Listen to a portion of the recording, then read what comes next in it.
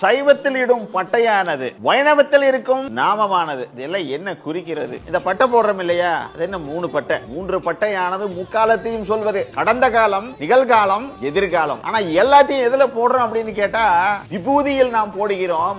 3 காலத்தையும் பஸ்மமாக்குவார் சிவபெருமான். மத்தியில் வைக்கும் பொட்டானது கடந்த காலத்திலும், இருக்கும் காலத்திலும், எதிர்காலத்திலும், எல்லா காலத்திலும் நிலைத்திருப்பவர் ஒருவரே. அதுதான் அந்த மத்தியில் இருக்கும் பொட்டானது. யார் அந்த மத்தியில் இருப்பது என்றால் எங்கும் நிலைத்திருப்பது அவன் ஒருவனே, சிவன் ஒருவனே. அவன் இன்றி ஒரு அணுவும் அசையாது. வைணவத்தில் நாமம் இடுறாங்க. நாமத்தில் ஒரு பெரிய தாற்பயம் இருக்கிறது. இந்த 3 நாமங்கள் எதை குறிப்பது என்றால், ஒன்று இடகலை, இன்னொன்று பிங்கலை, மத்தியில் ஓடுவது சூக்ஷ்ம நாடி.